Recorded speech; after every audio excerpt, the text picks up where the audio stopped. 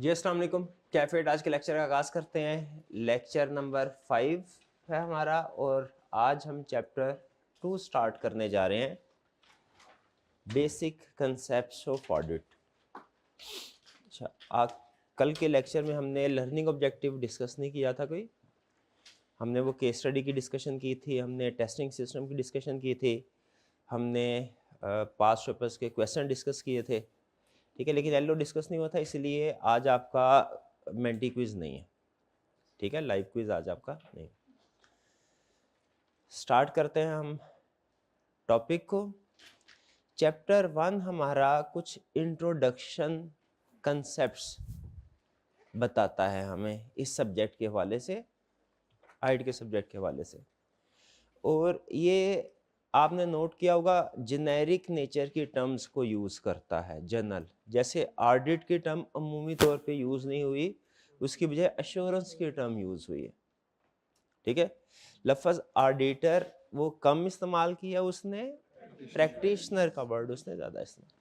उसकी रीज़न ये है कि हमारे सिलेबस में भी और प्रैक्टिकली भी जो हम फाइनेंशियल स्टेटमेंट्स की चेकिंग करके अपने क्लाइंट को रिपोर्ट देते हैं ना, जिसमें बताते हैं कि फाइनेंशियल स्टेटमेंट ठीक है कि गलत, ये वाली इंगेजमेंट या ये वाली सर्विस दो तरह की होती है। एक हाई लेवल ऑफ कॉन्फिडेंस के साथ जिसे ऑडिट कहते हैं, और एक लो लेवल कॉन्फिडेंस के साथ जिसे रिव्यू कहते हैं। तो जो हमारे चैप्टर 1 के कंसेप्ट्स हैं वो ऑडिट और रिव्यू दोनों के लिए थे, यानी वो जो बेसिक्स उसने हमारी बिल्ड की वो दोनों के लिए थी, जिसमें हमने ये सीखा कि एश्योरेंस की ज़रूरत क्यों पेश आती है, फिर एश्योरेंस एंगेजमेंट की डेफिनेशन पढ़ी हमने, फिर उसके बाद अहम चीज़ एश्योरेंस एंगेजमेंट की दो टाइप्स पढ़ी, रीजनेबल एश्योरेंस, लिमिटेड एश्योरेंस, और फिर ये कि एब्सोल्यूट एश्योरेंस क्यों नहीं प्रोवाइड की जा सकती, इनहेरेंट लिमिटेशन की वजह से। ये हमारा चैप्टर 1 था सारा। उसने कुछ बेसिक्स बताई, यानी इन शॉर्ट हमें ये बताया एश्योरेंस क्या है और उसकी दो टाइप्स क्या है। अब जो चैप्टर 2 से ऑनवर्ड हम लगभग जितने भी चैप्टर्स पढ़ेंगे सिवाय एक चैप्टर के, जितने भी चैप्टर्स पढ़ेंगे वो सारे के सारे ऑडिट एंगेजमेंट से रिलेट करेंगे। यानी अब हमारा जो सब्जेक्ट है वो दो हिस्सों में डिवाइड हो गया है चैप्टर 1 के बाद। चैप्टर 1 में उसने हमें दो टाइप्स ऑफ इंश्योरेंस इंट्रोड्यूस करवाई, फिर उसके बाद अब हमारा चैप्टर जो बुक है वो दो हिस्सों में डिवाइड होगी। एक हिस्सा जो लगभग कोई 19-20 चैप्टर्स के करीब है वो रिलेट करता है रीजनेबल एश्योरेंस यानी ऑडिट से, और एक हिस्सा जिसमें सिर्फ एक ही चैप्टर है वो रिलेट करता है रिव्यू एंगेजमेंट से, ठीक है। रिव्यू पे एक ही चैप्टर क्यों है, ये डिस्कशन हम रिव्यू एंगेजमेंट में करेंगे, क्योंकि उसमें जो काम होता है बेसिकली ज़्यादा नहीं बल्कि कम होता है, और नेचर उसी तरह की होती है जो हम ऑलरेडी पढ़ चुके होते हैं। तो कंसेप्ट सारे वही होते हैं, इसीलिए उसमें वो ज़्यादा चैप्टर्स नहीं हैं। लेकिन बहरहाल आज से हम जो एश्योरेंस सीखने जा रहे हैं वो कौन सी वाली है भला, रीजनेबल एश्योरेंस यानी ऑडिट। अब मैं जितने भी कंसेप्ट्स होंगे चैप्टर 2 से ऑनवर्ड वो सारे के सारे ऑडिट एंगेजमेंट से रिलेट कर रहे होंगे, चाहे मैं ऑडिट बोलूं कि या ना बोलूं। अंडरस्टूड है। अब हम जितने भी कंसेप्ट्स पढ़ेंगे वो सारे के सारे ऑडिट से रिलेट कर रहे होंगे, ठीक है। चैप्टर 1 में हमने elements of assurance engagement study किए थे, याद है आपको? वो कौन कौन से थे? 3 party relationship, subject matter, suitable criteria और एविडेंस और एश्योरेंस रिपोर्ट, 5। अब जो ऑनवर्ड हम चैप्टर डिस्कस करेंगे 2, 3 और 4, ये इन्हीं 5 एलिमेंट्स की डिटेल डिस्कशन है। चैप्टर 2 में हम पढ़ेंगे 3 party relationship, subject matter, suitable criteria, ये 3 एलिमेंट्स चैप्टर 2 में। चैप्टर 3 में हम पढ़ेंगे एविडेंस के बारे में, और चैप्टर 4 में पढ़ेंगे हम रिपोर्ट के बारे में। अच्छा मुझे जरा बताइए, पांचों एलिमेंट्स में से सबसे ज्यादा अहम एलिमेंट एक्सटर्नल वर्ल्ड के लिए सबसे ज्यादा अहम एलिमेंट कौन सा है? गलत। एक्सटर्नल वर्ल्ड के लिए एश्योरेंस रिपोर्ट वो सबसे ज्यादा है, क्योंकि एविडेंस तो हमारे पास रह जाता है, नो डाउट है एविडेंस ही है, क्योंकि एविडेंस की बेस पे ही हम रिपोर्ट देते हैं ना। रिपोर्ट क्या होगी? अनमोडिफाइड होगी, मॉडिफाइड होगी, एविडेंस की बेस पे डिसाइड होता है। लेकिन एक्सटर्नल वर्ल्ड के लिए एविडेंस नहीं है, वो क्या है? Assurance report. तो जरा मुझे बताइए, आगे हम जो चैप्टर पढ़ने जा रहे हैं 2, 3, 4, तीनों चैप्टर में से आई कैप क्वेश्चन पूछ सकता है और पूछे हुए हैं, आपको मिलेंगे भी क्वेश्चन। लेकिन सबसे ज्यादा अहम आपके ख्याल में कौन सा चैप्टर होने वाला है? चैप्टर 4। और सबसे ज्यादा लेंथी भी इन 3 चैप्टर्स में से चैप्टर 4 ही है, बल्कि शायद हमारे पूरी ऑडिट में जितने भी चैप्टर्स हैं उनमें गालबन सबसे लेंथी यही है। ठीक है, ये चैप्टर 4। तो अब हम जो 3 चैप्टर पढ़ने जा रहे हैं वो 2, 3 और 4 1 बाय 1 पढ़ेंगे। वो basically 5 elements of assurance engagement ही की डिटेल डिस्कशन है। समझ आती है बात? इनमें से हम आज चैप्टर 2 स्टार्ट करने जा रहे हैं। चैप्टर 2 में 3 एलिमेंट डिस्कस हुए हैं। कौन कौन से? 3 party relationship, subject matter, suitable criteria. Chapter 3 में एक एलिमेंट डिस्कस हुआ है, कौन सा? एविडेंस। और चैप्टर 4 में एक एलिमेंट डिस्कस हुआ है, कौन सा? Assurance report. तो अब चैप्टर 2 का आगाज करते हैं। चैप्टर 2 में वो ये हमें बताता है कि हमारी जो सब्जेक्ट मैटर है, 3 एलिमेंट्स है ना, 3 party relationship, subject matter, suitable criteria. आज वो बताएगा आपको सब्जेक्ट मैटर क्या है डिटेल में और सुटेबल क्राइटेरिया क्या है, इन 2 टर्म्स का मतलब समझाएगा। आज के लेक्चर में आप 2 टर्म्स या 2 एलिमेंट्स को थोड़ा डिटेल में डिस्कस करेंगे आज वाले लेक्चर, चैप्टर 2 के पहले लेक्चर में। कौन कौन सा? Subject matter, suitable criteria. आज के लेक्चर का जो थीम है ना, थीम लाइन, वो ये है कि मैनेजमेंट को चाहिए, मैनेजमेंट समझते हैं किसको बोलते हैं हम? क्लाइंट कंपनी के अंदर जो लोग काम करते हैं और सीनियर लेवल के लोग, एक तो होते हैं जूनियर लेवल के, जूनियर लेवल के लोगों को हम कहते हैं एम्प्लॉयज। जो सीनियर लेवल के लोग होते हैं उन्हें हम कहते हैं मैनेजमेंट। और जो टॉप मैनेजमेंट है, मतलब हमें सुपर मैनेजमेंट, जो निगरानी करने, शाबाश, उनको कहते हैं board of directors. Board of directors और साथ ही एक ऑडिट कमेटी। ऑडिट कमेटी भी डायरेक्टर्स ही होते हैं, डायरेक्टर की सब कमेटी होती है। शायद कंपनी लॉ में आपने पढ़ा हो कि बाज़ औक़ात बोर्ड ऑफ डायरेक्टर्स कुछ छोटी छोटी अपने ही लोगों को टास्क असाइन कर देते हैं, छोटी छोटी कमेटी बना देते हैं, इन्वेस्टिगेशन कमेटी बना दी गई, ठीक है, वगैरह वगैरह। तो ऑडिट कमेटी भी वो डायरेक्टर्स ही का नाम है। बहरहाल, तो एम्प्लॉय, मैनेजमेंट और डायरेक्टर्स, इन 3 में फर्क समझ आया आपको? हाँ। जो CFO CEO होता है ना, ये बताइए एम्प्लॉय की कैटेगरी में आता है कि मैनेजमेंट की कैटेगरी? मैनेजमेंट की कैटेगरी में, ठीक है। और कंपनी ला अगर आपने पढ़ा है तो आपको पता ही होगा कि डायरेक्टर्स वो होते हैं जो शेयर होल्डर्स अपॉइंट करते हैं, ठीक है, शेयर होल्डर। तो आज के लेक्चर का जो थीम है वो ये कि मैनेजमेंट को फाइनेंशियल स्टेटमेंट्स प्रिपेयर करनी चाहिए IFRS के मुताबिक। मैनेजमेंट को फाइनेंशियल स्टेटमेंट्स प्रिपेयर करनी चाहिए IFRS के मुताबिक। ये मैनेजमेंट की रिस्पॉन्सिबिलिटी है ना, यही मैंने आज आपको सिखाना है। आज के सारे लेक्चर में जितनी भी डिस्कशन होगी वो इसी एक लाइन के गिर्द होगी। क्या लाइन है? Management should prepare financial statements in accordance with IFRS। ठीक है जी, तो आइए जरा स्टार्ट करते हैं।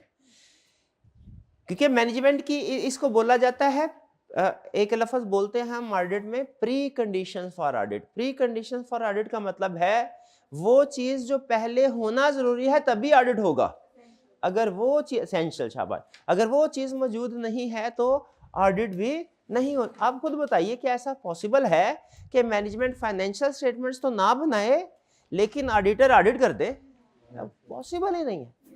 इसीलिए इसको क्या बोलते हैं, प्री कंडीशन। एक टर्म हम ऑडिट में बोलते हैं प्री कंडीशन, ऐसी चीज जो पहले होना जरूरी है तब ऑडिट शुरू होगा। ऑडिट की प्री कंडीशन के बगैर ऑडिट होगा ही नहीं। तो ये एक मैनेजमेंट का फाइनेंशियल स्टेटमेंट्स प्रिपेयर करना आईएफआरएस के मुताबिक ये एक प्री कंडीशन है। मैनेजमेंट पहले फाइनेंशियल स्टेटमेंट प्रिपेयर करेगी भैया, फिर ऑडिट शुरू होगा। नॉर्मली ऐसे ही होता है प्रैक्टिस में। तो पहला कंसेप्ट आज का, फाइनेंशियल स्टेटमेंट्स कहते किसको हैं? फाइनेंशियल स्टेटमेंट्स कहते किसको हैं? आपने शायद इसकी कोई डेफिनेशन काउंटिंग में पढ़ी होगी। ये एक स्ट्रक्चर्ड रिप्रेजेंटेशन है फाइनेंशियल ट्रांजैक्शंस की, फाइनेंशियल परफॉर्मेंस, फाइनेंशियल पोजीशन की। ठीक है, यानी कंसेप्ट के ऊपर फोकस करें कि ये कंपनी के पूरे साल में जो भी कंपनी की फाइनेंशियल परफॉर्मेंस रही है ये उसको रिप्रेजेंट करने का नाम है फाइनेंशियल स्टेटमेंट्स प्रिपेयर करना। असल चीज इसकी डेफिनेशन नहीं है, डेफिनेशन आई कैप नहीं पूछता होता ऑडिट में। असल चीज ये है कि फाइनेंशियल स्टेटमेंट्स में कौन कौन सी चीजें शामिल हैं। फाइनेंशियल स्टेटमेंट, आपको पता है फाइनेंशियल स्टेटमेंट कौन कौन सी चीजें शामिल है? कौन कौन सी शामिल है बताइए, शाबाश। कौन कौन से? Statement of financial position, statement of comprehensive income, change liquidity, cash flow statement, cash flow. बिल्कुल ठीक, शाबाश शाबाश। 5 चीजें, 1 2 3 4 5। अच्छा एक चीज मैं आपको बता दूं, आईएफआरएस के मुताबिक हो सकता है इनका नाम, किसी स्टेटमेंट का नाम कुछ और हो और लोकल लॉज के मुताबिक, कंपनीज एक्ट के मुताबिक उसका नाम कुछ और हो। इससे फर्क नहीं पड़ता। आपको पहले ही पता है कि अल्फाज से फर्क नहीं पड़ता है, कंसेप्ट से फर्क पड़ता है। तो जिसको आईएफआरएस बोलते हैं ना, स्टेटमेंट ऑफ फाइनेंशियल पोजीशन, उसको बैलेंस शीट भी लोकल लॉज के मुताबिक बोलते हैं। दोनों में से जो भी टर्म यूज करें ठीक है। Profit and loss statement, in comprehensive, change in equity, cash flow statement, notes to account. 5 चीजें क्लियर जी। अच्छा अब मुझे ये बताइए कि इनमें से एक स्टेटमेंट बाकी 4 स्टेटमेंट से डिफरेंट है, वो कौन सी? Cash flow statement, notes to the accounts. बाकी सारे चारों नंबर्स में होती हैं, नोट्स टू द अकाउंट्स में ज्यादातर डिस्क्लोजर्स होते हैं, इंफॉर्मेशन होती है, नॉन फाइनेंशियल इंफॉर्मेशन होती है, डिस्क्लोजर्स होते हैं इसमें। ठीक है, लेकिन बहरहाल सारे मिलके complete set of financial statements बनाते हैं। जब मैनेजमेंट ये सारे कंपोनेंट्स बना लेती है हम कहते हैं complete set of financial statement बन गया है। एग्रीड? अब यहां पे कंसेप्ट सुनिए, आप लोगों ने एनुअल रिपोर्ट का भी नाम सुना है? एनुअल रिपोर्ट क्या होती है? कंपनी लॉ में कंसेप्ट है, जिन स्टूडेंट्स ने कंपनी लॉ पढ़ा हुआ है उनको अंदाजा होगा, लेकिन जिन स्टूडेंट्स ने नहीं पढ़ा उनके लिए बता रहा हूं। कंपनी लॉ ये कहता है कि हर कंपनी की मैनेजमेंट ने साल खत्म होने के बाद फाइनेंशियल स्टेटमेंट्स प्रिपेयर करनी है और अपने शेयर होल्डर्स को भिजवानी है। ऐसा ही है, लेकिन एक रिक्वायरमेंट और भी है कि सिर्फ फाइनेंशियल स्टेटमेंट्स नहीं भिजवानी, साथ में कुछ और चीजें जैसे डायरेक्टर्स रिपोर्ट। मुझे बताइए क्या फाइनेंशियल स्टेटमेंट के साथ डायरेक्टर्स रिपोर्ट भी अटैच करके भिजवाई जाती है? बिल्कुल भिजवाई जाती है। तो क्या फाइनेंशियल स्टेटमेंट्स अलग और डायरेक्टर्स रिपोर्ट अलग भिजवाई जाएगी कि प्रैक्टिकली उनको इकट्ठा करके एक ही दफा भिजवाया जाएगा? वो जो इकट्ठा किया जाके इकट्ठा करके एक छोटी सी बुक की शक्ल बन जाती है, उस बुकलेट को कहते हैं एनुअल रिपोर्ट। एनुअल रिपोर्ट इसलिए कहते हैं क्योंकि वो मैनेजमेंट साल के बाद शेयर होल्डर को सेंड कर रही है। तो सिर्फ बाय लॉ सिर्फ फाइनेंशियल स्टेटमेंट्स नहीं सेंड करनी होती शेयर होल्डर्स को, फाइनेंशियल स्टेटमेंट्स के अलावा कुछ और चीजें भी सेंड करनी होती हैं, जैसे डायरेक्टर्स रिपोर्ट, जैसे बोले क्या, डायरेक्टर्स रिपोर्ट। अब सुनिए, इसका मतलब ये हुआ कि जो एनुअल रिपोर्ट होगी इसके दो हिस्से होंगे, एक होगा फाइनेंशियल स्टेटमेंट्स और एक होगा फाइनेंशियल स्टेटमेंट्स के अलावा कुछ और चीजें, इनको हम बोलते हैं अदर इंफॉर्मेशन। अदर इंफॉर्मेशन की सबसे बड़ी एग्जांपल क्या है, directors report. Directors report concept समझ आ रहा है जी? एनुअल रिपोर्ट पूरी बुक जो कंपनी की मैनेजमेंट शेयर होल्डर को भेजेगी, उसमें प्रोबेबली सबसे अहम चीज फाइनेंशियल स्टेटमेंट ही है, लेकिन फाइनेंशियल स्टेटमेंट के अलावा कुछ और चीजें भी हो सकती हैं, जैसे डायरेक्टर्स रिपोर्ट लॉ ने बोला हुआ है। डायरेक्टर्स रिपोर्ट के अलावा कंपनी अपनी मर्जी से भी कोई एक दो चीजें ऐड कर सकती है। बाकी जो भी चीज होगी ना फाइनेंशियल स्टेटमेंट्स के अलावा एनुअल रिपोर्ट, उसे क्या बोलेंगे, अदर इंफॉर्मेशन। अब कंसेप्ट में जो आपसे पूछना चाह रहा हूं वो ये, क्या ऑडिटर ने जो चेकिंग करनी है सारी की सारी एनुअल रिपोर्ट की करनी है, सिर्फ फाइनेंशियल स्टेटमेंट की, या सिर्फ अदर इंफॉर्मेशन की? कितने स्टूडेंट्स का ख्याल है कि सारी की सारी एनुअल रिपोर्ट की? कितने स्टूडेंट्स का ख्याल है सिर्फ फाइनेंशियल स्टेटमेंट्स की? जी, हाइब्रिड क्लासरूम नंबर 4 में हाथ उठाइए, कितने स्टूडेंट्स का ख्याल है कि सारी की सारी एनुअल रिपोर्ट की वेरिफिकेशन करेगा ऑडिटर? शाबाश। हाइब्रिड क्लास, कितने स्टूडेंट्स का ख्याल है सिर्फ फाइनेंशियल स्टेटमेंट की वेरिफिकेशन करेगा? शाबाश। करेक्ट आंसर है कि ऑडिटर सिर्फ और सिर्फ फाइनेंशियल स्टेटमेंट की वेरिफिकेशन करता है। याद रखिए, ऑडिटर फाइनेंशियल स्टेटमेंट्स के अलावा और किसी चीज की वेरिफिकेशन नहीं करता। फाइनेंशियल स्टेटमेंट्स के अलावा अगर इंटरनल कंट्रोल है, एक हमने ये भी कंसेप्ट पढ़ा था, क्या इंटरनल कंट्रोल की भी वेरिफिकेशन की जाती है?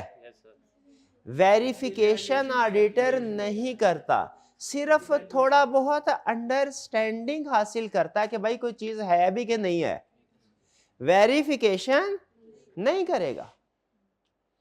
उसी तरह फाइनेंशियल स्टेटमेंट्स के अलावा एक और चीज है अदर इंफॉर्मेशन, क्या ऑडिटर इसकी भी वेरिफिकेशन करेगा?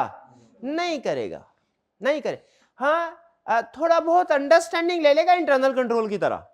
अंडरस्टैंडिंग क्या भाई, हल्का सा उसकी नजरों से गुजरेगा, पढ़ के देख लेगा कि इसमें लिखा क्या हुआ है, लेकिन वेरिफिकेशन नहीं करेगा। बात समझ रहे हैं? ठीक है, वेरिफिकेशन करना और चीज है, अंडरस्टैंडिंग हासिल करना और चीज है। ठीक है जी? अंडरस्टैंडिंग का मतलब होता है बस सरसरी तौर पे देख लेना किसी चीज को, ऑडिट में अंडरस्टैंडिंग, ओवरव्यू, शाबाश, ओवरव्यू सिर्फ। और वेरिफिकेशन का मतलब होता है कि उसको डिटेल में चेक करना, उसको डिटेल में चेक करना। ऑडिटर इंटरनल कंट्रोल हो या अदर इंफॉर्मेशन हो, दोनों की डिटेल वेरिफिकेशन नहीं करता, नहीं करता, सिर्फ अंडरस्टैंडिंग हासिल करता है। डिटेल वेरिफिकेशन ऑडिटर सिर्फ एक चीज की करेगा, फाइनेंशियल स्टेटमेंट्स। क्लियर जी? ये कंसेप्ट अच्छा कंसेप्ट था, कुछ समझ में आया? इसका मतलब ये हुआ, अगर फाइनेंशियल स्टेटमेंट के साथ डायरेक्टर रिपोर्ट भी शेयर होल्डर को भिजवा रहे हैं, फाइनेंशियल स्टेटमेंट भी भिजवा रहे हैं, डायरेक्टर रिपोर्ट भी भिजवा रहे हैं, एज ऑडिटर हमने किसको वेरीफाई करना है? Financial statement. डायरेक्टर्स रिपोर्ट को नहीं करना, उसमें अगर गड़बड़ है तो वो रेगुलेटर जाने, कंपनी के शेयर होल्डर जाने। ठीक है जी? क्लियर होगी ये बात? चलिए आगे चलते हैं। ये तो हमारा हो गया पहला कंसेप्ट। आज हमने 3 कंसेप्ट स्टडी करने हैं, financial statements, true and fair view, financial reporting framework. पहली चीज का हमें समझ आ गया, फाइनेंशियल स्टेटमेंट में क्या क्या चीजें शामिल है। चलिए जी, ये हो गया टिक। दूसरा चीज, फाइनेंशियल स्टेटमेंट्स को true and fair view present करना चाहिए। ये तो हमने लेक्चर 1 से ये सीखा हुआ ना कि फाइनेंशियल स्टेटमेंट्स जो प्रिपेयर होंगी उन्हें true and fair view present करना चाहिए। एग्रीड? अच्छा, ये ट्रू एंड फेयर व्यू आपने ऑडिट के सब्जेक्ट के अलावा किसी और सब्जेक्ट में पढ़ा है कभी? वैसे पूछ, अकाउंटिंग में पढ़ा। हाँ, ट्रू एंड फेयर व्यू का मतलब क्या होता है भला? कि फाइनेंशियल स्टेटमेंट्स बिल्कुल ठीक ठीक बनी हो, उनमें किसी किस्म की कोई गलती ना हो। ट्रू एंड फेयर व्यू का मतलब क्या है? किसी किस्म की गलती ना हो। वैसे तो अलग अलग बताना जरूरी नहीं होता, कुछ फ्रेजेस ऐसे होते हैं ऑडिट में जो सिंगल फ्रेज के तौर पे चलते हैं। जैसे आपने अक्सर सुना होगा, भाई क्या हालचाल है? अल्हम्दुलिल्लाह। हाल चाल, असल में हाल अलग लफ्ज है, चाल अलग लफ्ज है, लेकिन कॉमन लैंग्वेज में इकट्ठे बोले जाते हैं हमेशा। ठीक है, उसी तरह बहुत से ऐसे फ्रेजेस हैं जिनका नॉर्मल इंग्लिश में अलग अलग मतलब होता है, लेकिन ऑडिट में उसे सिंगल टर्म के तौर पे बोलते हैं। ट्रू एंड फेयर व्यू, ये ट्रू एंड फेयर ऑडिट में सिंगल टर्म के तौर पे बोलते हैं, लेकिन रेगुलर इंग्लिश में ट्रू का मतलब अलग है, फेयर का मतलब अलग है। तो बहरहाल इसका अलग अलग, इसका इकट्ठा मतलब क्या है? ट्रू एंड फेयर व्यू का मतलब क्या है कि फाइनेंशियल स्टेटमेंट्स बिल्कुल ठीक बनी हो। फाइनेंशियल स्टेटमेंट्स बिल्कुल ठीक, ये है ट्रू एंड फेयर व्यू का मतलब। जो प्रॉफिट है, जो लॉस है, उसमें वही आ रहा हो। लेकिन अगर फर्ज कीजिए थोड़ी देर के लिए इसको हम अलग अलग समझते हैं। ट्रू का मतलब होता है उसमें कोई एरर ना हो।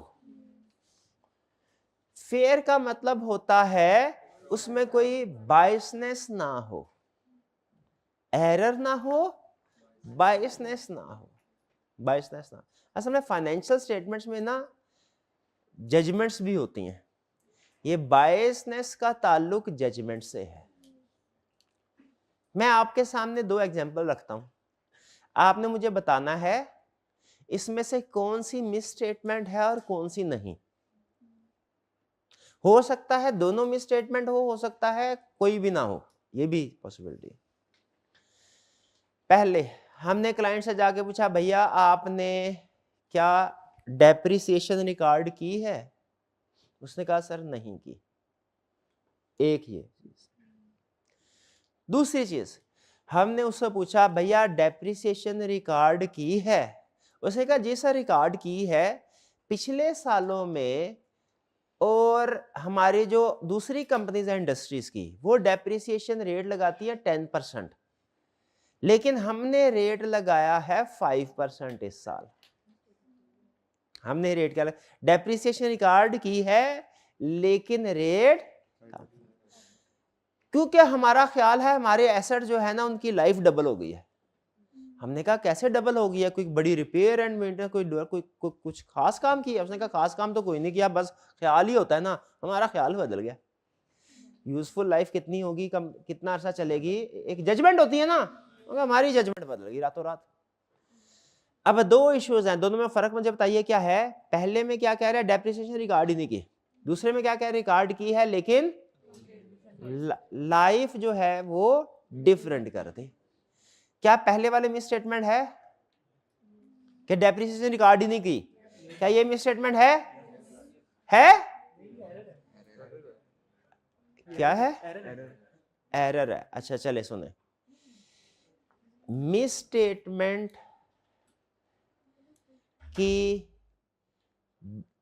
दो बड़ी टाइप्स होती हैं, दो टाइप्स, एरर और फ्रॉड। किसी की भी किस्म की गलती होगी ना, उसे मिस स्टेटमेंट बोलते हैं। एरर भी एक मिस स्टेटमेंट है, फ्रॉड भी एक। फर्क सिर्फ ये है, एरर है अनइंटेंशनल मिस स्टेटमेंट और फ्रॉड है इंटेंशनल मिस स्टेटमेंट। चलें इसी बहाने एक और टर्म हमारे सामने आ गई, अब ये भी लिख ले। जैसे एनुअल रिपोर्ट में आपको बताया ना दो चीजें हैं, तो ऑडिट में जब कभी टर्म यूज होगी मिस स्टेटमेंट, इसका मतलब क्या होगा? मिस स्टेटमेंट दो टाइप्स की हो सकती है, एरर और फ्रॉड। एरर क्या है? अनइंटेंशनल, एरर अनइंटेंशनल है और फ्रॉड क्या है, इंटेंशनल है, दोनों मिसस्टेटमेंट। क्लियर होगी ये बात? तो दोबारा वापस आते हैं, मैं मिसस्टेटमेंट बोल रहा हूं, मैं तो अभी आपको डिटेल एनालिसिस की तरफ लेके नहीं जा रहा कि एरर है कि फ्रॉड है।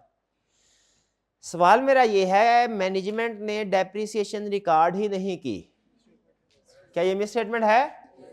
करेक्ट। दूसरा, डेप्रिसिएशन रिकॉर्ड की लेकिन जिस रेट पे होनी चाहिए थी उस रेट पे नहीं की, कम रेट पे की, क्या ये मिसस्टेटमेंट है? शाबाश, ये भी मिसस्टेटमेंट है, ये दोनों मिसस्टेटमेंट है। लेकिन प्रैक्टिकली एक मिसस्टेटमेंट आप आसानी से साबित कर देंगे, दूसरी मिसस्टेटमेंट साबित करने में थोड़ा आपको बहस और मुबाहसा करना पड़ेगा क्लाइंट के साथ। ये जो मिस स्टेटमेंट होती है ना, क्लाइंट के सामने लेके जाते हैं, कुछ मिस स्टेटमेंट वो फौरन कबूल कर लेता है, हाँ सर मेरी गलती है, कुछ नहीं करता। इंसानों के साथ भी ऐसा होता है ना, बाज़ औक़ात कोई बड़ी गलती है ना जिसे पता चले भैया इससे मैं मुकर नहीं सकता अब, तो वो बंदा फौरी मान लेता है गलती। जिसमें पता हो ना नहीं ये थोड़ा बहुत मैं आए बाएं शाएं कर सकता हूँ, तो वो कोशिश करते हैं ना। तो उसी तरह प्रैक्टिस में भी ऐसे होता है। ये जो ऐसी गलती होती है ना जो कि अंडरस्टूड हो एरर है, जिससे क्लाइंट मुकर ही नहीं सकता, क्लाइंट का दुनिया का कोई भी मैनेजमेंट मुकर नहीं, उसे हम कहते हैं एरर। लेकिन ऐसी गलतियां जिनमें क्लाइंट के पास आर्गुमेंट करने का चांस होता है, जिनको साबित करना थोड़ा मुश्किल होता है, उन्हें हम कहते हैं बायसनेस, कि मैनेजमेंट बायसनेस हो गई, क्योंकि जजमेंट से रिलेट करती है, जजमेंट को गलत साबित करना मुश्किल होता है। फिर से सुने, क्लाइंट ने अगर 10,000 का एक्सपेंस किया है और 1 लाख रिकॉर्ड कर दिया है, आप आसानी से साबित कर लेंगे ये एरर है। लेकिन अगर provision for bad debt, client को 20,000 रिकॉर्ड करनी थी, उसने 5,000 रिकॉर्ड की है, ये बायस्ड हो गई क्लाइंट, मैनेजमेंट बायस कैसे हो गया? क्योंकि अब वो एक्सपेंस को कम करना चाहते हैं। ये वाली गलती आपके लिए वेरीफाई करना, साबित करना मुश्किल होगी, ठीक है ना? ये इसे क्या कहते हैं? बायसनेस हो जाना। अब देखें, मेरी आदत है मैंने दिन में एक झूठ बोलना ही बोलना, फर्ज करें, उसके बगैर मेरा गुजारा नहीं है। अब मैं 2 स्टेटमेंट बोलने लगा हूं, आपने मुझे बताना है। वैसे ये दोनों में एरर और इसमें ट्रू एंड फेयर में फर्क लाजमी नहीं था, मैं यूं ही आपके साथ शेयर कर रहा हूं। आज टाइम है थोड़ा ज्यादा है, क्विज नहीं था इसलिए। एक स्टेटमेंट, मेरे 3 बाजू हैं, ये बताइए आप आसानी से गलत साबित कर सकते हैं कि नहीं? आसानी से गलत साबित कर। दूसरी स्टेटमेंट, मेरे सर पे 10,78,530 बाल हैं, अब बताइए ये कर सकते हैं? नहीं कर। तो मैंने अगर कोई ना कोई झूठ बोलना ही बोलना है, किसी ना किसी फाइनेंशियल स्टेटमेंट के एरिया में मैंने गड़बड़ करनी ही करनी है, उसके बगैर मेरा गुजारा नहीं है, तो मुझे बताइए मैं किसी ऐसे एरिया में गड़बड़ करूंगा जिसमें आसानी से पकड़ा जाऊं, कि ऐसे एरिया में जिसमें मुश्किल होगा मुझको पकड़ना? हाँ, ये कौन से एरियाज होते हैं? जिनमें जजमेंट्स होते हैं, जिनमें एस्टिमेट्स होते हैं, जिनमें अनसर्टेनिटीज होती हैं, ऐसे एरिया। तो ऐसे एरियाज होते हैं ना, इनको हम कहते हैं कि अगर ऐसे एरियाज में प्रॉब्लम हो, इनमें वेरीफाई करना मुश्किल है, इसमें हम कहते हैं मैनेजमेंट बायस्ड हो गई। मैनेजमेंट क्या हो गई? बायस्ड हो गई। और ऐसे एरिया जिनमें आसानी के साथ हम अमाउंट्स वेरीफाई कर सकते हैं, उसमें हम कहते हैं कि इसमें कोई गलती नहीं है। तो ट्रू फाइनेंशियल स्टेटमेंट्स को true and fair view present करना चाहिए। ट्रू का मतलब है इसमें कोई फैक्चुअल एरर नहीं होना चाहिए, फेयर का मतलब है इसमें कोई बायस्ड एरर नहीं होना चाहिए, बायसनेस नहीं होनी चाहिए, ठीक है जी। अगर आपको दोनों में कोई फर्क समझ आया तो ठीक, फर्क नहीं समझ आया तो प्रॉब्लम कोई नहीं। सिंपल इतना ध्यान में रखिए कि फाइनेंशियल स्टेटमेंट्स को true and fair view present करना चाहिए। और फाइनेंशियल स्टेटमेंट्स कब true and fair view present करती हैं? जब वो फ्रेमवर्क के मुताबिक बनी होंगी, यानी पाकिस्तान में समझे IFRS के मुताबिक बनी होंगी। फाइनेंशियल स्टेटमेंट्स को true and fair view present करना चाहिए। ट्रू एंड फेयर व्यू का मतलब क्या है? Financial statement free from error, free from bias. True का मतलब क्या है? Free from error. फेयर का मतलब क्या है? फ्री फ्रॉम बायस। बायस का ताल्लुक किससे होता है? एस्टिमेट्स, जजमेंट्स, अनसर्टेनिटी के साथ। ठीक है, डन होगी ये बात। चलिए, अब ये हमारा दूसरा कंसेप्ट भी कंप्लीट हो गया, ट्रू एंड फेयर। फिर से जरा क्विक रिवीजन कर लेते हैं। फाइनेंशियल स्टेटमेंट वाले कंसेप्ट में हमने क्या सीखा? फाइनेंशियल स्टेटमेंट के 5 एलिमेंट है, कौन कौन से? Balance sheet, income statement, cash flow statement, seasoning notes the account. शाबाश। क्या हम फाइनेंशियल स्टेटमेंट्स के अलावा भी अगर कोई चीजें शेयर होल्डर को भिजवाई जाती हैं, हम एज ऑडिटर उनको वेरीफाई करने के जिम्मेदार हैं? नहीं। वैसे और कौन सी चीज हो सकती है? एग्जांपल बताए। Director report. बिल्कुल ठीक है। दूसरा, जो फाइनेंशियल स्टेटमेंट्स भिजवानी है तो उन्हें true and fair view present करना चाहिए। ट्रू एंड फेयर व्यू का मतलब क्या है? ट्रू का मतलब फ्री फ्रॉम एरर, फेयर का मतलब फ्री फ्रॉम बायस। ठीक है, यानी अगर कोई फैक्चुअल एरर किया जाए ना, कोई एक्सपेंस है 5,000 का, लिख दिया 50,000, फैक्चुअल एरर है, ये एरर आएगा। और अगर कोई ऐसी गड़बड़ की जाए जो एस्टिमेट्स, जजमेंट, अनसर्टेनिटी से रिलेट करते हैं, इसे क्या करें? बायसनेस। तो हमें कौन से वाला जरा मुश्किल होता है? बायसनेस को वेरीफाई करना थोड़ा मुश्किल होता है। क्लियर? याद रखें, जो जजमेंट्स हैं, जजमेंट्स, बायसनेस में जजमेंट्स इन्वॉल्व होती है ना, जजमेंट्स को ऊपर नीचे करते हैं। तो अगर किसी फाइनेंशियल स्टेटमेंट के एरिया में मैनेजमेंट ने जजमेंट अप्लाई की है ना, जैसे प्रोविजन फॉर बैड डेट में, डेप्रिसिएशन वगैरह में, तो ऑडिटर को भी उसको वेरीफाई करने के लिए जजमेंट अप्लाई करनी पड़ेगी। ये ध्यान में रखिए। ये ना समझिएगा कि जजमेंट सिर्फ मैनेजमेंट अप्लाई करते हैं, जजमेंट ऑडिटर भी अप्लाई, इवन जजमेंट आप भी अप्लाई करते हैं। आप जब घर जाते हैं तो आप डिसीजन करते हैं घर जाके मैं फौरी तौर पे सोऊं, रेस्ट करूं, फ्रेश होके उठूंगा, फिर पढ़ना शुरू करूं, कि अभी पढ़ना शुरू कर दूं। ये डिसीजन करना होता है ना। ये डिसीजन क्या है? जब इस फैसले पे कैसे पहुंचते हैं? जजमेंट की बेस पे। ठीक है, अब जजमेंट जो भी हो, किसी की जजमेंट ये होगी पहले मैंने सोना है, किसी की जजमेंट होगी पहले मैंने असाइनमेंट करनी है। वो डिपेंड करता है कि कितना आप थके हुए हैं। ठीक है, इसी तरह पढ़ना है तो भी जजमेंट, पढ़ने की तरफ आगे फिर भी जजमेंट। क्या भी पहले थ्योरेटिकल सब्जेक्ट पढ़े कोई ऑडिट वगैरह, या पहले न्यूमेरिकल पढ़े रिपोर्टिंग, ये क्या? ये भी जजमेंट है। इसमें कोई हार्ड एंड फास्ट रूल तो नहीं होता ना। तो ये जजमेंट तो हर बंदा अपनी लाइफ में डेली बेसिस के ऊपर अप्लाई कर रहा होता है। यहाँ पे सिर्फ आपको फॉर्मेलिटी के तौर पे बता रहा है कि जजमेंट मैनेजमेंट भी अप्लाई करेगी फाइनेंशियल स्टेटमेंट्स प्रिपेयर करते हुए, जजमेंट ऑडिटर भी अप्लाई करेगा उनकी वेरिफिकेशन करते हुए। डन जी? चले, ये 2 टर्म्स हो गए। अब तीसरी और सबसे अहम टर्म, तीसरी और सबसे अहम टर्म देखें। फाइनेंशियल स्टेट मैनेजमेंट को फाइनेंशियल स्टेटमेंट्स प्रिपेयर करनी है, ये सेंटेंस इनकम्प्लीट है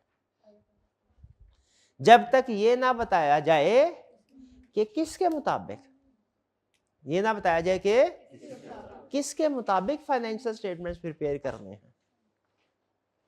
ठीक है, जैसे फर्ज कीजिए, मैंने आपको पहले एग्जांपल हमने क्लास में डिस्कस की थी कि अगर कोई पर्सन ये कहता है सर आज के बाद मैं मजहबी जिंदगी गुजारूंगा, फर्ज कीजिए ये स्टेटमेंट दे, क्या ये स्टेटमेंट कंप्लीट है?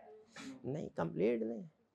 हाँ, किस रिलीजन, जब तक इसमें ये ना ऐड कर दिया जाए किस रिलीजन के मुताबिक मजहबी जिंदगी गुजारे, वो इनकम्प्लीट है। उसी तरह मैनेजमेंट, जब अगर तो दुनिया में एक ही रिलीजन होता पूरी दुनिया में, फिर शायद ये स्पेसिफाई करने की जरूरत ना पड़ती कि कौन सा रिलीजन, लेकिन चूंकि डिफरेंट रिलीजन है तो स्पेसिफाई करने की जरूरत है। उसी तरह क्या कॉर्पोरेट वर्ल्ड में, कंपनीज में, बिजनेस वर्ल्ड में क्या फाइनेंशियल स्टेटमेंट्स प्रिपेयर करने के लिए कोई एक ही फ्रेमवर्क है? नहीं, बहुत से फ्रेमवर्क है। तो जब भी मैनेजमेंट ये कहेगी ना कि हमने ट्रू एंड फेयर व्यू वाली फाइनेंशियल स्टेटमेंट्स प्रिपेयर करनी है, मैनेजमेंट क्या कहेगी? हमने ऐसी फाइनेंशियल स्टेटमेंट्स प्रिपेयर करनी है जो true and fair view present करती हो। तो हम क्या बोलेंगे? हम कहेंगे आगे ये भी बताओ किसके मुताबिक? ठीक है, किस फ्रेमवर्क के मुताबिक? तो अब वो आपको जो आज के लेक्चर का सबसे अहम कंसेप्ट है वो सिखाने जा रहा है, फ्रेमवर्क क्या होता है। क्या सिखाने जा रहा है? फ्रेमवर्क क्या होता है और इसकी कितनी टाइप्स हैं। ये अच्छा कंसेप्ट है, ये अच्छा कंसेप्ट है। स्टार्ट करें जी। जी भाई तैयार हैं ये समझने के लिए क्या सीखने जा रहे हैं हम भला?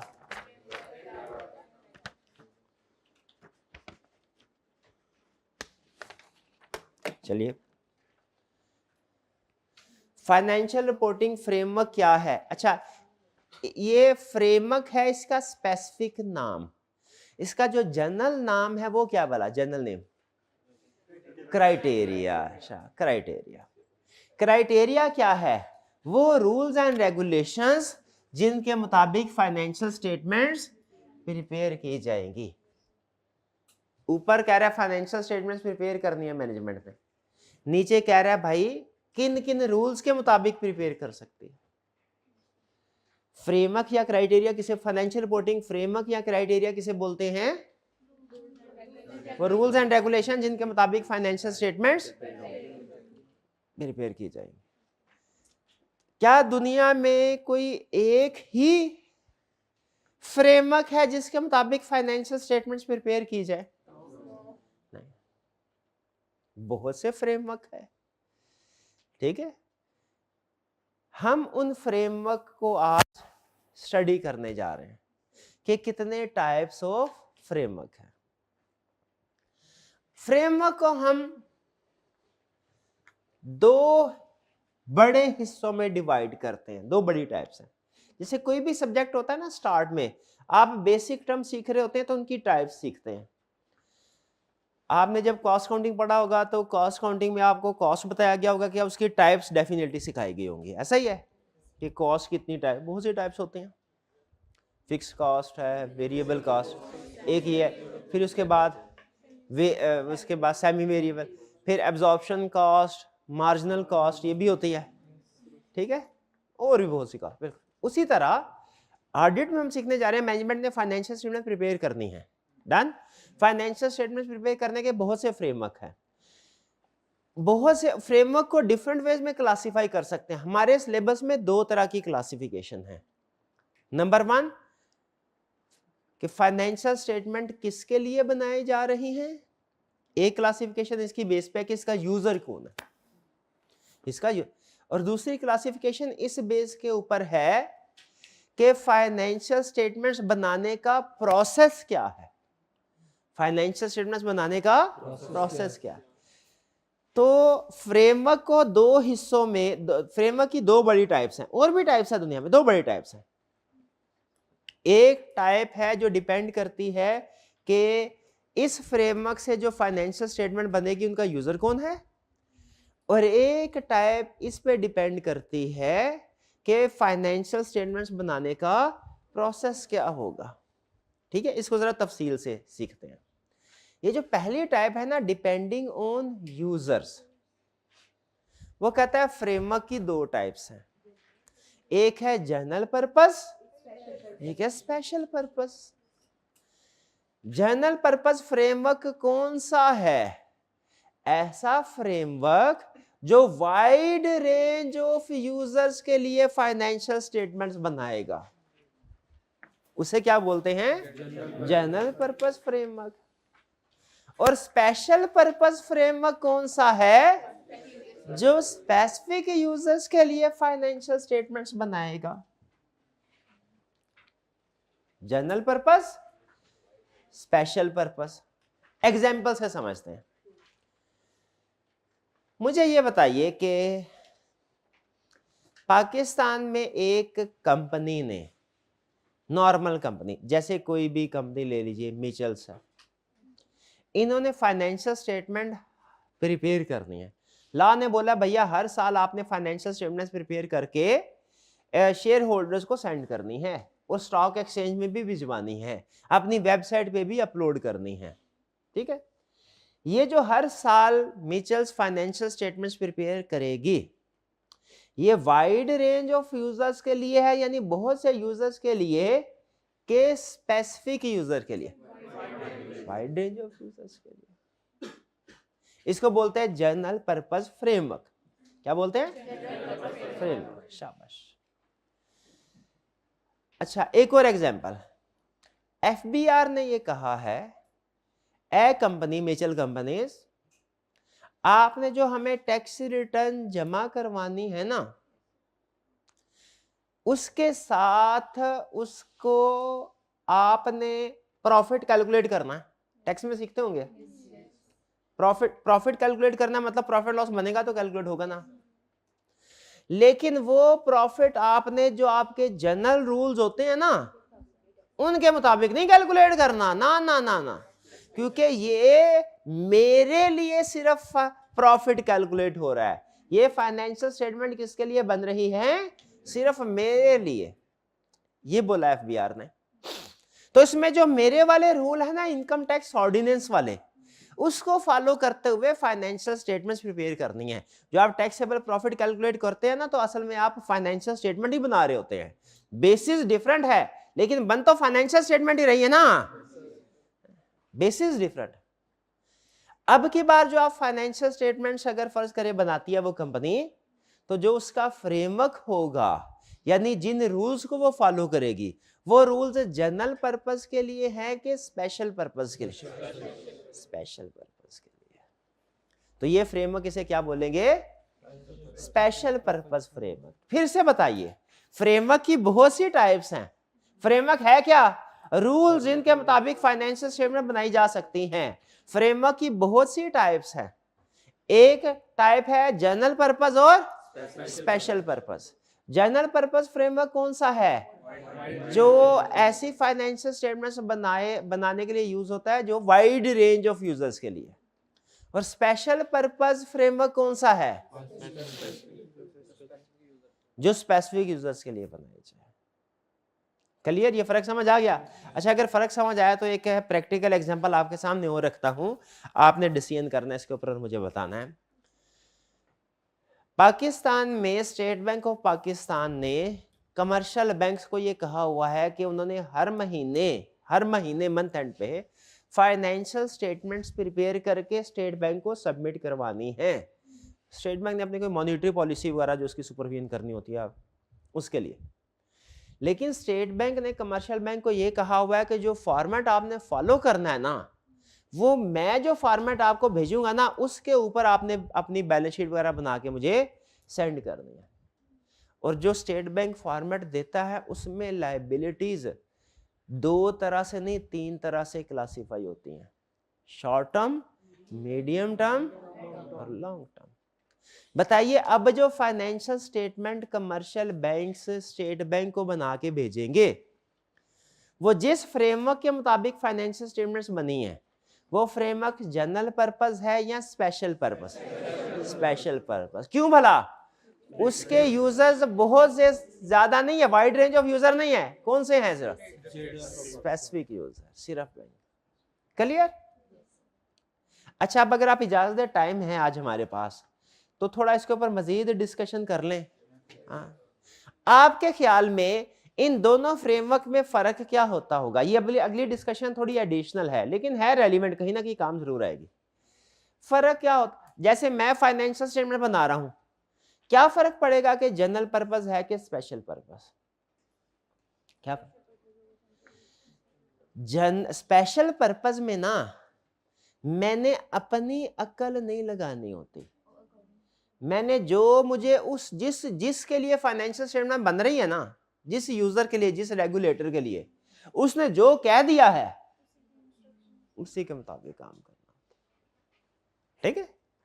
लेकिन जब जनरल पर्पस फ्रेमवर्क के मुताबिक फाइनेंशियल स्टेटमेंट बने, तो उसमें यूजर चूंकि वाइड होते हैं, तो फाइनेंशियल स्टेटमेंट प्रिपेयर करते हुए मुझे थोड़ा सा अपनी कॉमन सेंस लगानी है कि बहुत से यूजर्स हैं पाकिस्तान के। इसमें कौन कौन से? इसमें बैंकर भी हो सकता है यूजर, इसमें इन्वेस्टर भी हो सकता है जिसने शेयर खरीदने हैं, इसमें एम्प्लॉइज भी हो सकते हैं जिन्होंने फाइनेंशियल में देख के अंदाजा करना होता है भैया ये अपनी तनख्वाह बढ़ाने के लिए कैंपेन चलाएं कि ना चलाएं। इसमें लोकल कम्युनिटी भी हो सकती है, इसमें टैक्स अथॉरिटीज भी, बहुत से यूजर्स हो सकते हैं ना। स्पेसिफिक यूजर हो तो हम स्पेसिफिक यूजर से पूछते हैं भैया फाइनेंशियल स्टेटमेंट कैसे बनाएं, वो कहता है ऐसे ही बनाओ। हम आंखें बंद करके ना दाएं होते हैं ना बाएं होते हैं, ना उससे एक रिक्वायरमेंट कम ना उससे एक रिक्वायरमेंट ज्यादा, क्योंकि एक ही यूजर उसके मुताबिक चलना है।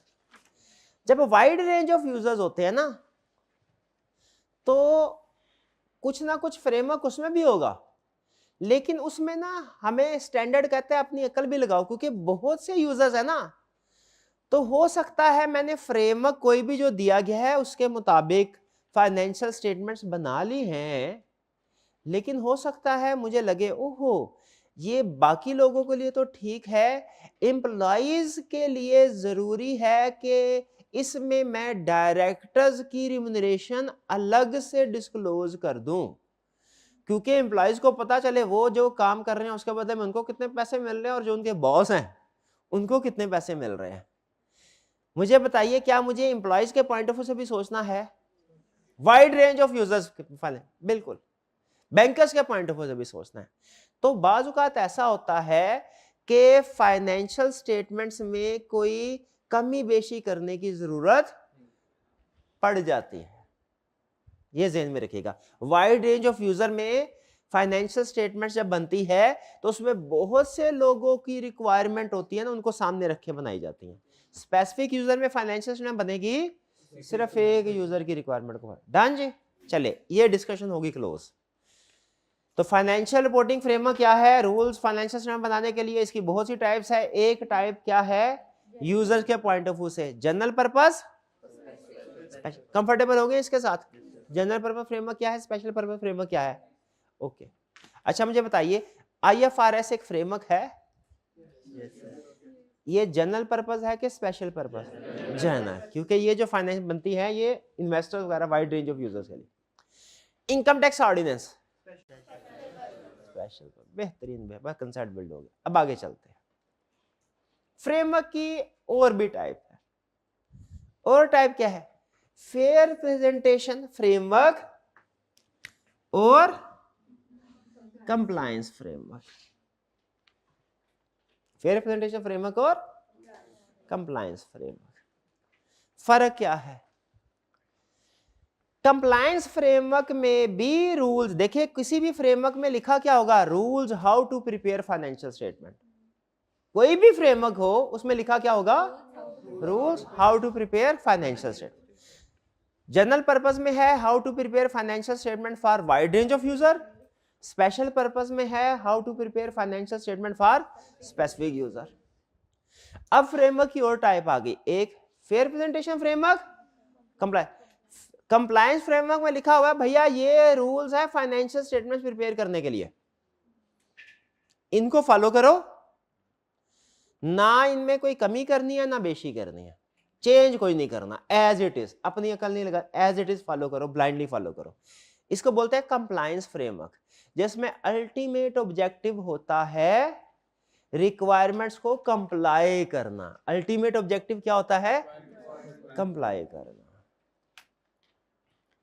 और दूसरे नंबर पे है फेयर रिप्रेजेंटेशन फ्रेमवर्क, उसमें भी रूल्स होंगे, लेकिन रूल्स बताने के बाद एंड पे एक लाइन लिखी होती है क्या कि अगर तो इन रूल्स को फॉलो करते हुए true and fair view achieve हो गया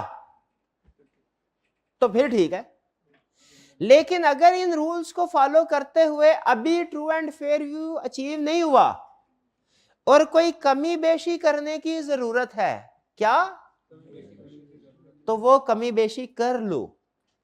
फेयर रिप्रेजेंटेशन फ्रेमवर्क में इसकी इजाजत है, क्योंकि अल्टीमेट ऑब्जेक्टिव फेयर रिप्रेजेंटेशन में क्या है? अल्टीमेट ऑब्जेक्टिव फेयर रिप्रेजेंटेशन में क्या होता है? True and fair view present होना। कंप्लायंस फ्रेमवर्क में अल्टीमेट ऑब्जेक्टिव क्या होता है? रूल्स की कंप्लाई करना। भाई फर्क समझ आया? एक छोटी सी स्टोरी बचपन में मैंने कहीं पढ़ी थी, सुनी थी, शायद आपने भी सुनी होगी, आपके साथ शेयर करते हैं जरा। एक वालिद अपने बच्चे को लेके गया किसी मेले में, ठीक है। और वहां पे बच्चा छोटा था, कोई 8 9 10 साल का। वालिद ने एक जगह पे उसे कहा खड़े होके कि मैं भी कुछ चीजें ले आऊं तुम्हारे लिए, कोई जलेबियां वगैरह, कोई दूसरी चीज कुछ भी है थोड़ी दूर, जब तक मैं ना आऊं तुमने अपनी जगह से हिलना नहीं है। बच्चे ने कहा जी ठीक है। वालिद जो भी काम था वो करने के लिए चला गया। अल्लाह की करनी क्या हुई कि उसी दौरान में आग लग गई, बच्चे के इर्द गिर्द अब आग फैल रही है, लोग भागना शुरू हो गए, भगदड़ मच गए। भागते भागते लोगों ने कहा बच्चा अपनी जगह से हिल नहीं रहा, उन्होंने कहा बच्चे को कहा भागो अपनी जान बचाओ। बच्चे ने कहा नहीं, मेरे वालिद साहब मुझे कह गए थे कि जब तक मैं ना आऊं तुमने अपनी जगह से नहीं हिलना, मैं अपनी जगह से नहीं हिलूंगा। नहीं हिला, आग ने अपनी लपेट में ले लिया, बच्चा जल गया। आपसे पूछना मैं ये चाहता हूं, पहला सवाल मेरा, क्या उस बच्चे को अपनी जान बचानी चाहिए थी? इस बच्चे ने ठीक किया या गलत किया? पहला सवाल। कितने स्टूडेंट्स का ख्याल है कि इस बच्चे ने ठीक किया? ठीक नहीं किया। कितने स्टूडेंट्स का ख्याल है बच्चे ने गलत किया, उसे भाग जाना चाहिए था? बताइए। हाँ बिल्कुल। बच्चे ने, यहां पे आपको नजर आ रहा है बच्चे ने ब्लाइंडली रूल्स को फॉलो किया है। इसका मतलब है बच्चे के लिए फ्रेमवर्क कौन सा था? कंप्लायंस। हालांकि उसमें डेविएट करना, रूल से कमी बेशी करना बेहतर था, लेकिन उसने उसके बावजूद भी नहीं किया। यह फ्रेमवर्क कौन सा है? Compliance framework. जिन स्टूडेंट्स ने कहा कि सर बच्चे ने बिल्कुल ठीक किया, अपने वालिद की नाफरमानी नहीं की, इसका मतलब है वो कंप्लायंस फ्रेमवर्क के हामी हैं, वो जन्नत में जाएंगे बिल्कुल। हाँ, मरना तो है ही, नहीं तो 20 साल बाद ही मर ही जाना था और क्या। और जिनका ख्याल है नहीं, बाप का असल में मकसद ये नहीं था कि कोई ऐसी प्रॉब्लम आ जाए तो वो उस पर भी मेरी अमल ही करे, जान ना बचाए, तो उस वक्त में उसको इंस्ट्रक्शन से जरूरत के मुताबिक डेविएट कर लेना चाहिए था। जो समझते हैं कि ये अप्रोच, इसका मतलब है वो फेयर प्रेजेंटेशन के हामी है। तो याद रखें, इंस्ट्रक्शंस जो होती है ना कि how to prepare financial statement, ये कंप्लायंस फ्रेमवर्क में भी होती है, ये फेयर प्रेजेंटेशन फ्रेमवर्क में भी होती हैं। रूल्स दोनों में होते हैं, फर्क सिर्फ एक होता है, कंप्लायंस फ्रेमवर्क में कोई एडिशनल काम करने की या एग्जिस्टिंग काम से डिपार्चर की इजाजत नहीं होती। फेयर प्रेजेंटेशन फ्रेमवर्क में अगर जरूरत पड़े, आपको लगे कि मजीद एडिशनल डिस्क्लोजर दे के फेयर प्रेजेंटेशन अचीव हो जाएगी, तो मजीद एडिशनल डिस्क्लोजर भी दे सकते हैं। और अगर आपको लगे कि किसी एग्जिस्टिंग रिक्वायरमेंट से डेविएट करके, डिपार्चर करके फेयर प्रेजेंटेशन अचीव होगी, वो भी कर सकते हैं। यानी फेयर प्रेजेंटेशन आपको रूल्स फॉलो करने के बाद कमी बेशी की भी इजाजत देता है, लेकिन कंप्लायंस फ्रेमवर्क आपको कमी बेशी की इजाजत नहीं देता। एक और छोटी सी प्रैक्टिकल एग्जांपल, रात के ऑफिस से आप निकले, लेट निकले, रात के 1:30 बजे का टाइम है, गाड़ी पे निकले, एक जगह पे आपने देखा सिग्नल था रेड सिग्नल था, लेकिन दाएं, रात 1:30 2 बजे का टाइम है, दाएं बाएं आगे पीछे और कोई ट्रैफिक नहीं आ रही। कितने स्टूडेंट्स रेड सिग्नल देख के रुक जाएंगे?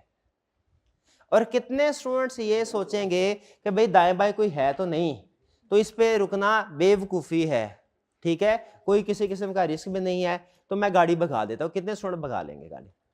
ठीक है, ये तादाद थोड़ी ज्यादा है। तो जो स्टूडेंट सिग्नल देख के रुक जाएंगे, इसका मतलब क्या, वो कौन सा फ्रेमवर्क फॉलो कर रहे हैं? Compliance framework. और जो स्टूडेंट उसको दाएं बाएं देख के, आगे पीछे देख के, रात 1:30 2 बजे का टाइम है, तो वो भगा लेंगे, वो कौन सा? फेयर, कि उस वक्त के हालात के मुताबिक यही बेहतर है, ठीक है, क्योंकि सिग्नल का असल मकसद तो ट्रैफिक कंट्रोल करना है, ट्रैफिक है ही नहीं, कंट्रोल क्या होना है? भगा लो। नहीं, मैं मशवरा नहीं दे रहा, सिर्फ मिसाल दे रहा हूं। तो अल्टीमेटली किस नतीजे पे पहुंचे? फाइनेंशियल स्टेटमेंट प्रिपेयर करने के बहुत से तरीके हैं। एक क्लासिफिकेशन है कि किसके लिए प्रिपेयर किया जाए, जनरल पर्पस या स्पेशल पर्पस, और एक क्लासिफिकेशन है फेयर कंप्लायंस फ्रेमवर्क और fair presentation. Compliance framework fair presentation में क्या फर्क है? कंप्लायंस फ्रेमवर्क में अगर 10 रिक्वायरमेंट है फाइनेंशियल स्टेटमेंट्स प्रिपेयर करने की, हमने 10 की 10 पूरी करनी है, ना एक कम ना एक। आपको लगे ना एडिशनल डिस्क्लोजर दे के मजीद बेहतर हो जाएगा, नहीं कर सकते। और फेयर प्रेजेंटेशन फ्रेमवर्क में क्या होगा कि अगर आपको फ्रेमवर्क फॉलो करना है लेकिन आपको इजाजत भी दी गई है, अगर आपको लगे कि कमी बेशी करके एडिशनल डिस्क्लोजर या डिपार्चर करके फेयर प्रेजेंटेशन अचीव होती है तो आप वो भी कर सकते हैं। दोनों में फर्क समझ आ गया? चलिए फिर यहां पे भी एक दो क्वेश्चन आपसे पूछ लूं।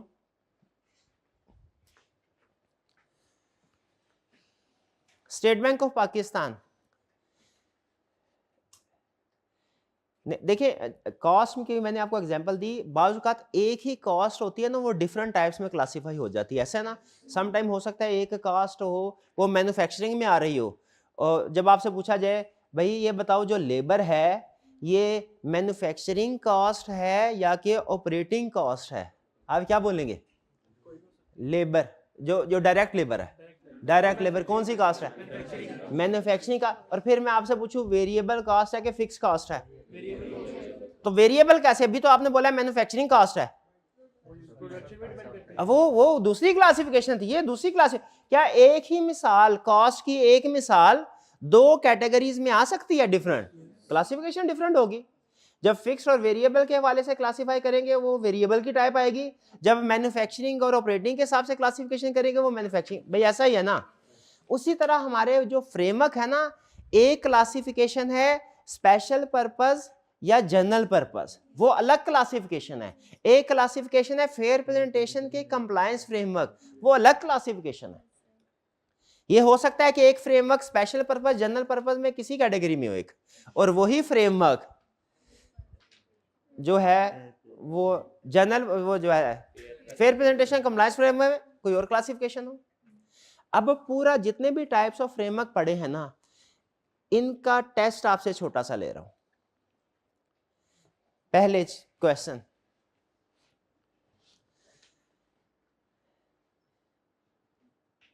पाकिस्तान में फाइनेंशियल स्टेटमेंट्स IFRS के मुताबिक बन के शेयर होल्डर्स को भिजवाई जाती हैं, वाइड रेंज ऑफ यूजर्स को।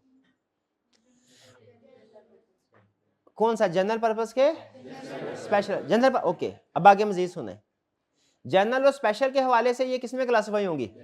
जनरल में। अब आगे सुने, IFRS में एक स्टैंडर्ड है IAS 8 जो ये कहता है कि काउंटिंग पॉलिसीज को कंसिस्टेंटली अप्लाई करना है, लेकिन साथ ही साथ उसमें एक और बात भी लिखी हुई है कि अगर आपको लगे ना काउंटिंग पॉलिसी चेंज करने से प्रेजेंटेशन फेयर हो जाएगी, फेयर प्रेजेंटेशन अचीव हो जाएगी, तो आप वो कर सकते हैं।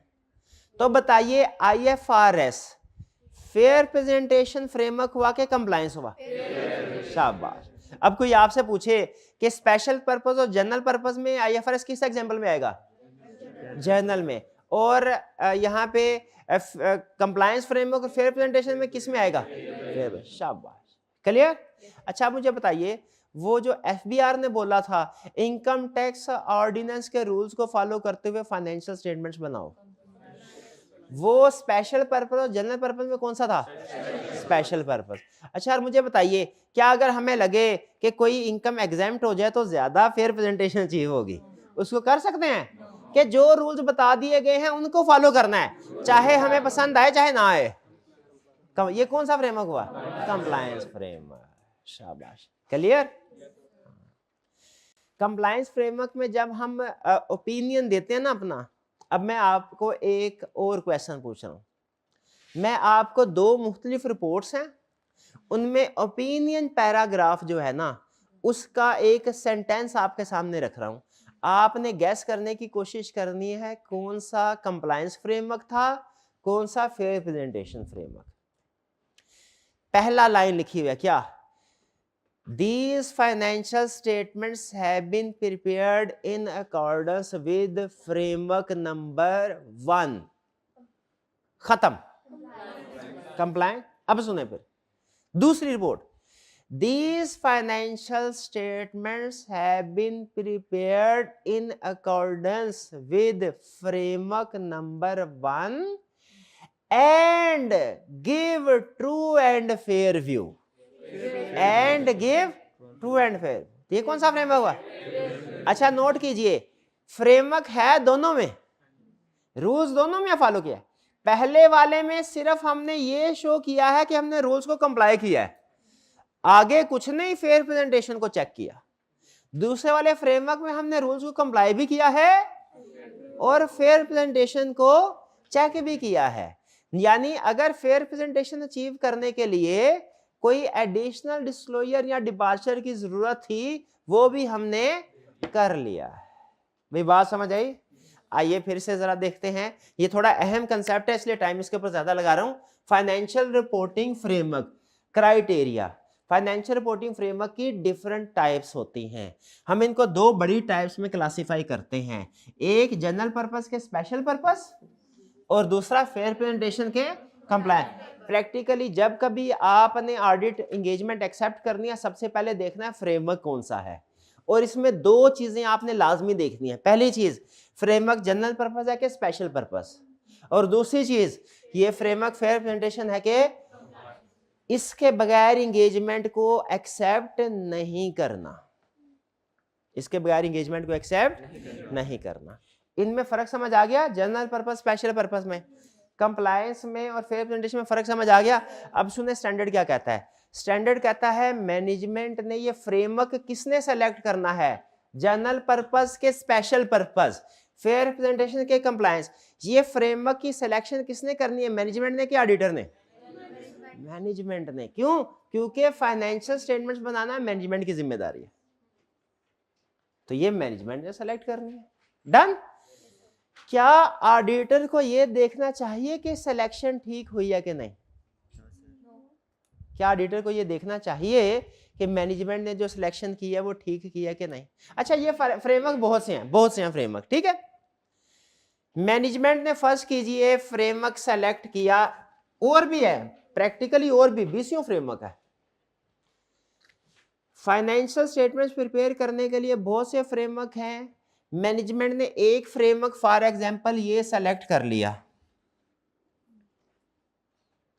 अब ये फ्रेमवर्क दूसरे वाले फ्रेमवर्क से डिफरेंट हो गया, इनको हम सिंपल फाइनेंशियल रिपोर्टिंग फ्रेमवर्क ही बोलते हैं। जिसको मैनेजमेंट ने सेलेक्ट कर लिया, अडॉप्ट कर लिया फाइनेंशियल स्टेटमेंट्स बनाने के लिए, इसको हम बोलते हैं एप्लीकेबल फाइनेंशियल रिपोर्टिंग फ्रेमवर्क। इसके साथ वर्ड क्या ऐड कर देते? एप्लीकेबल का मतलब क्या है? वो फाइनेंशियल रिपोर्टिंग फ्रेमवर्क जो मैनेजमेंट ने सेलेक्ट कर लिया, अडॉप्ट कर लिया फाइनेंशियल स्टेटमेंट बनाने के लिए, उसे क्या बोलेंगे? Applicable financial reporting framework. अच्छा मुझे बताइए, फाइनेंशियल रिपोर्टिंग फ्रेमवर्क बहुत से हैं, मैनेजमेंट ने उनमें से एक सेलेक्ट करना है फाइनेंशियल स्टेटमेंट बनाने के लिए। मैनेजमेंट कैसे सेलेक्ट करेगी? अक्कड़ बक्कड़ बम्बे वो 80-90 ऐसे करेगी? टास्क करेगी कि कोई क्राइटेरिया होगा? तो applicable financial reporting framework select करने का कोई क्राइटेरिया होता है। वो क्राइटेरिया क्या होता है? 4 अल्फाज आपको याद करवा रहा हूं, nature of entity, nature of financial statement, purpose of financial statement, legal requirement. वो 4 अल्फाज क्या है? Nature of entity, nature of financial statement, purpose of financial statement, legal requirement. In short आपने ना समझने के लिए लीगल रिक्वायरमेंट के ऊपर फोकस करना है, याद चारों करने हैं। लीगल यानी लॉ कहेगा जो फ्रेमवर्क यहां पे होना चाहिए वही फ्रेमवर्क मैनेजमेंट को अडॉप्ट करना चाहिए।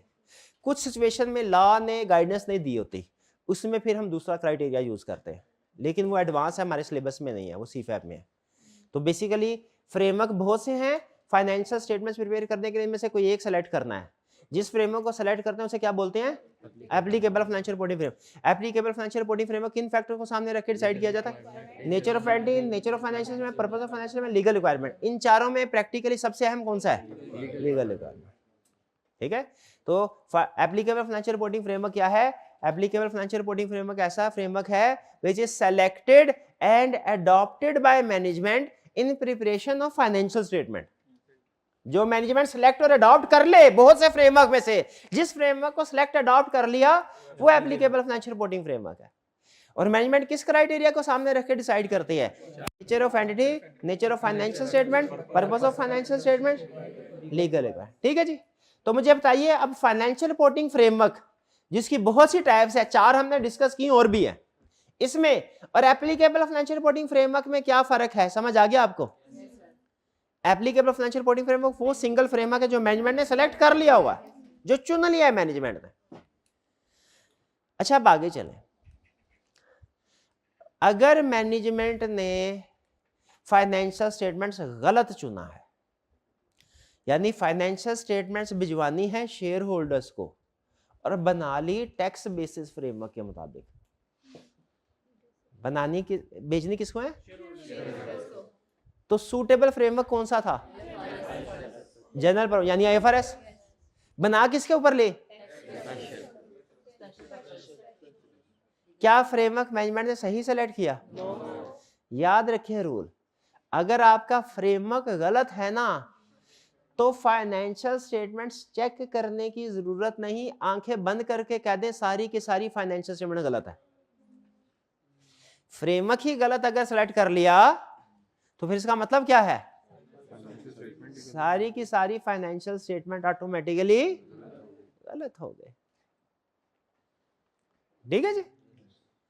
तो इसीलिए ऑडिटिंग स्टैंडर्ड ऑडिटर को आके ये कहते हैं भैया जब किसी जगह ऑडिट करने के लिए जाओ ना, बड़ी अक्लमंदी की बात बताइए, तो पहले डायरेक्ट फाइनेंशियल स्टेटमेंट्स की चेकिंग करना ना शुरू कर दो। पहले देखो फ्रेमवर्क एक्सेप्टेबल है कि नहीं। हो सकता है आपको कोई काम करने की जरूरत ही ना पड़े। वो कब? जब फ्रेमवर्क ही गलत है तो सारी फाइनेंशियल स्टेटमेंट्स ही गलत है, आगे चेकिंग करने की जरूरत ही नहीं। आपने मैनेजमेंट से पूछा भैया इन्वेंट्री की वैल्यूएशन बेसिस क्या है, उसने कहा FIFO, तो आप चेक करेंगे अच्छा कैलकुलेशन ठीक हुई है कि नहीं, ऐसा ही है। लेकिन अगर उसने बोला LIFO है, पहले ही गलत, क्या अब आप कहेंगे अच्छा मैं कैलकुलेशन भी चेक करता हूं? जरूरत ही नहीं है। बड़ा ही फैसला गलत हो गया तो छोटी ऑटोमेटिकली गलत। तो इसीलिए ऑडिटिंग स्टैंडर्ड क्या कहते हैं? एप्लीकेबल फाइनेंशियल रिपोर्टिंग फ्रेमवर्क जो मैनेजमेंट ने सेलेक्ट किया है, ऑडिटर ने चेक करना है वो एक्सेप्टेबल है या एक्सेप्टेबल है तो ऑडिट आगे शुरू करना है। अगर एक्सेप्टेबल नहीं है उधर ही उन्हें कह देना नो सर हम ऑडिट नहीं करेंगे। अगर हमें जबरदस्ती की ना तो हम लिख देंगे financial statement do not give true and fair view. अपना फ्रेमवर्क सीधा करे पहले। क्लियर? तो 3 टर्म्स जिसको समझ आ गई, आज का लेक्चर समझ आ गया। 3 टर्म्स में फर्क, वो कौन सा? वो ये नहीं financial statement true and fair view financial report, ये नहीं, क्योंकि फाइनेंशियल स्टेटमेंट और ट्रू एंड फेयर व्यू ये तो बोनस कंसेप्ट है, ये तो समझ लें। असल कंसेप्ट जो आज आप सीख के जा रहे हैं वो कौन सा है? Financial reporting framework. तो 3 term, number 1 financial reporting framework, applicable financial reporting framework और एक्सेप्टेबल फाइनेंशियल रिपोर्टिंग फ्रेमवर्क। इन तीनों में फर्क समझ आया आपको? जो बहुत से फ्रेमवर्क बिखरे पड़े हैं दुनिया में वो फाइनेंशियल रिपोर्टिंग फ्रेमवर्क है, उनमें से एक जो मैनेजमेंट ने सेलेक्ट कर लिया एप्लीकेबल फाइनेंशियल रिपोर्टिंग फ्रेमवर्क, और अगर वो फ्रेमवर्क सही सेलेक्ट किया है, ऑडिटर ने चेकिंग कर ली तो एक्सेप्टेबल फाइनेंशियल रिपोर्टिंग फ्रेमवर्क, और अगर ऑडिटर ने चेकिंग की पता चला सही सेलेक्ट नहीं किया तो not acceptable framework. Not acceptable में ऑडिट करना चाहिए आगे? नहीं करना चाहिए। क्लियर हुई है बात? ये थे हमारे फाइनेंशियल रिपोर्टिंग फ्रेमवर्क की। इसमें एक वर्ड हुआ है, यूज हुआ है एक्नॉलेजमेंट। एक्नॉलेजमेंट का मतलब होता है परमिशन। ठीक है, मैं देख लूं इसमें कोई और चीज तो नहीं जो ऐसी रह गई हो। ये हो गया, टाइप्स हो गई। एक्नॉलेजमेंट का वर्ड मैंने आपको बता दिया। एडिशनल डिस्क्लोजर का मतलब है कोई चीज ऐड करना, और डिपार्चर का मतलब है कोई चीज लेस करना, डेविएट करना। ठीक है, अच्छा TCWG, हाँ हाँ हाँ हाँ हाँ,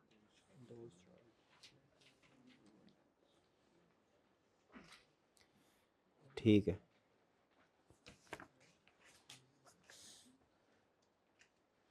अच्छा हाँ, एक चीज सुन लें, अगर आपसे कभी एप्लीकेबल फाइनेंशियल रिपोर्टिंग फ्रेमवर्क की डेफिनेशन पूछे ना तो आपने डेफिनेशन के साथ साथ जो फैक्टर्स है ना ये लाजमी लिखने हैं।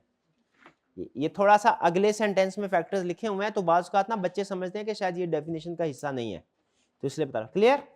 अच्छा, अब एक टर्म है TCWG, वो क्या ये सुन लें।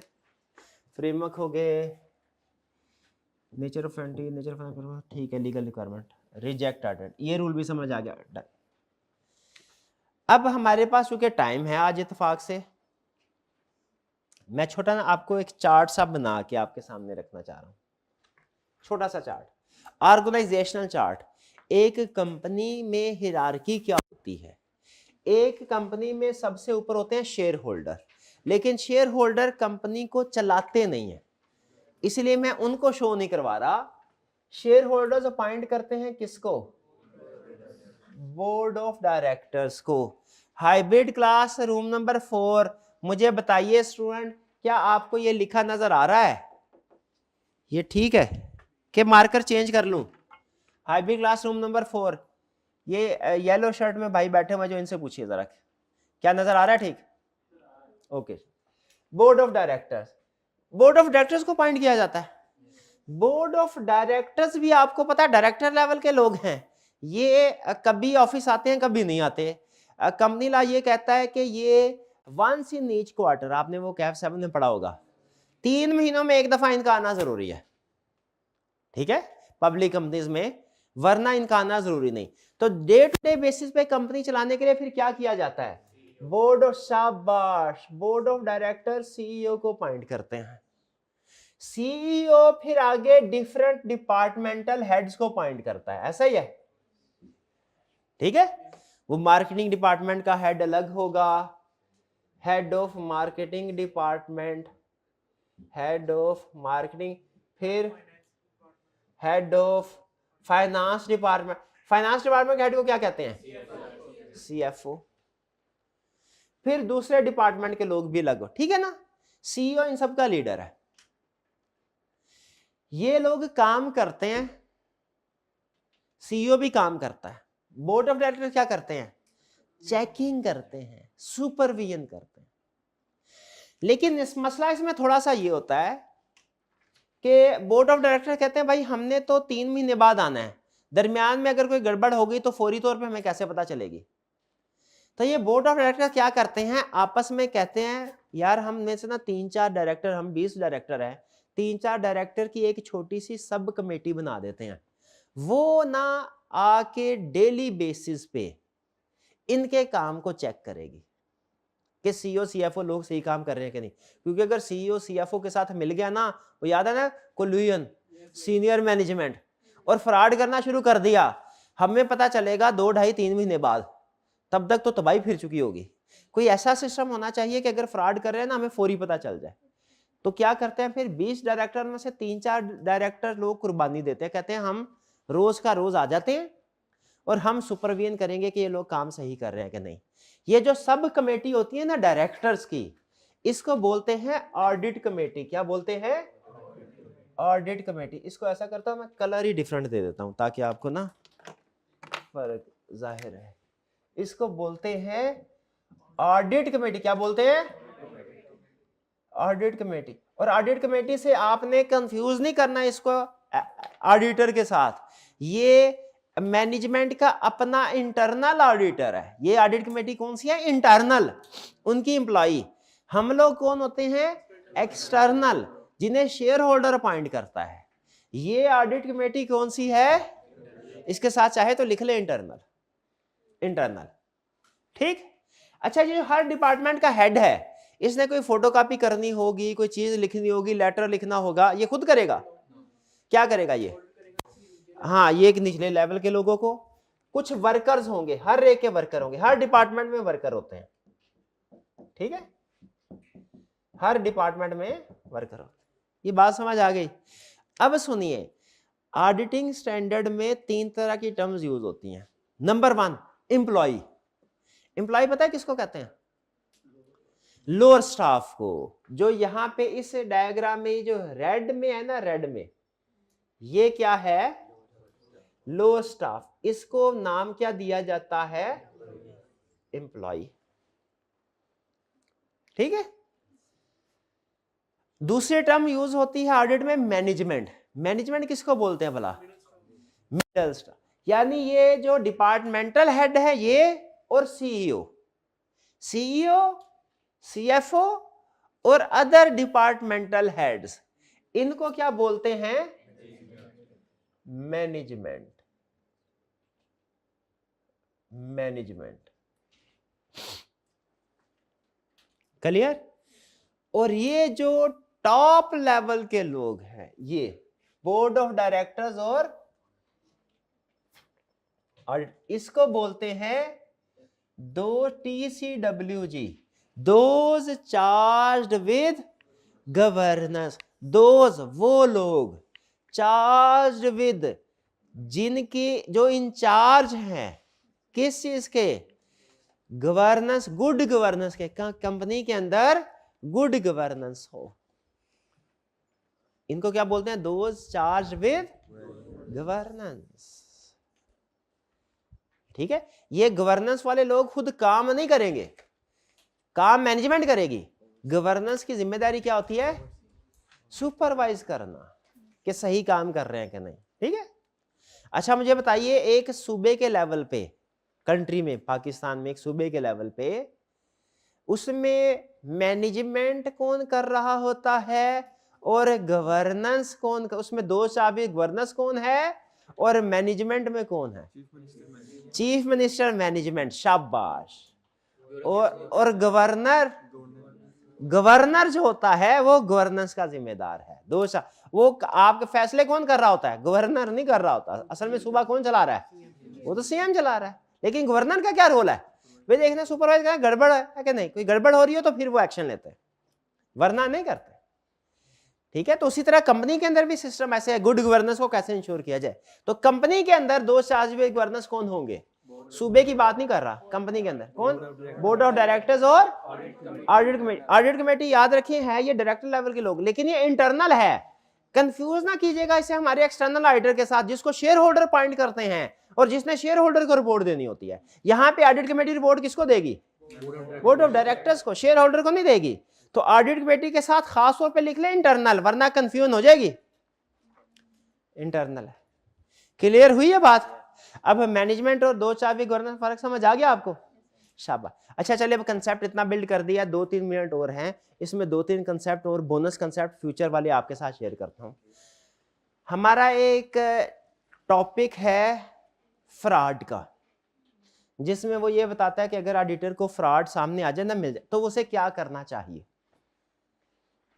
वो कहता है अगर आप देखो पहले फ्रॉड में इन्वॉल्व कौन है, अगर एम्प्लॉय इन्वॉल्व है फ्रॉड में, किसको कम्युनिकेट करो, मैनेजमेंट, शाबाश।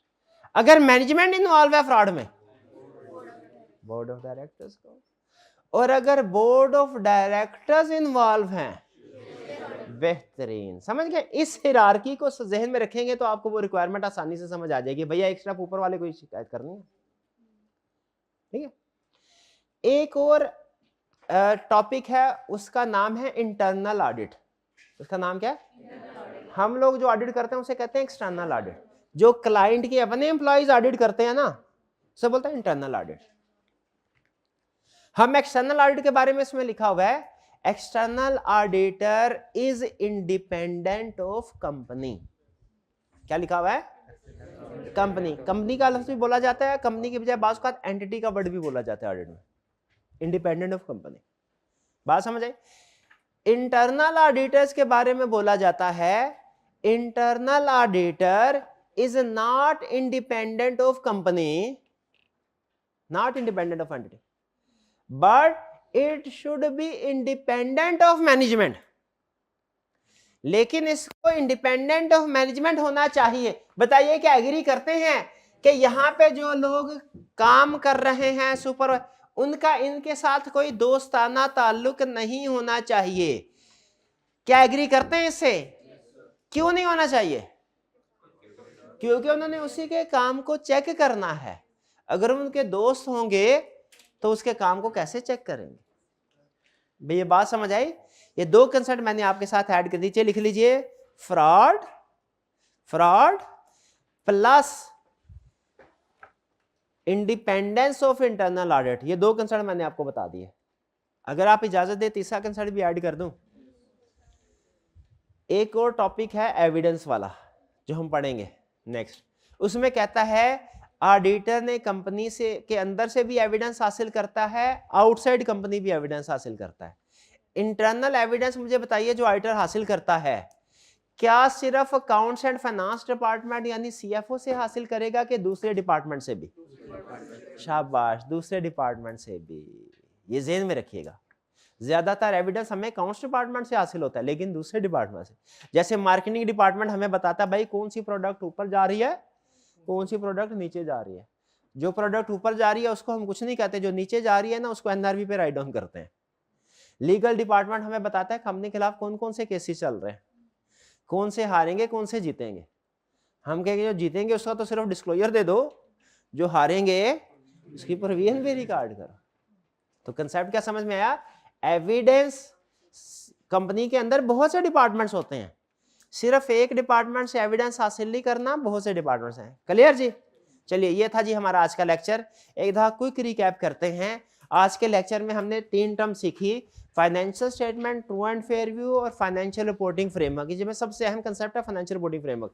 फाइनेंशियल स्टेटमेंट हमने ये सीखा कि फाइनेंशियल स्टेटमेंट में 5 चीजें हैं, हमने इनको वेरीफाई करना है। फाइनेंशियल स्टेटमेंट्स के अलावा मैनेजमेंट कोई भी चीज तैयार करे, हमने उसकी वेरिफिकेशन नहीं करनी, वो हमारी जिम्मेदारी में शामिल नहीं है। जिम्मेदारी समझिए अपने, ठीक है जी। ट्रू एंड फेयर व्यू का मतलब है उसमें ना कोई एरर हो ना बायस हो। फाइनेंशियल रिपोर्टिंग फ्रेमवर्क में हमने ये सीखा, फाइनेंशियल रिपोर्टिंग फ्रेमवर्क की डिफरेंट टाइप्स है, टोटल 4 बड़ी टाइप्स है हमारे सिलेबस में। General purpose, special purpose, fair presentation, compliance framework. General purpose वो फ्रेमवर्क है जो वाइड रेंज ऑफ यूजर के लिए, स्पेशल पर्पस जो स्पेसिफिक यूजर के लिए है।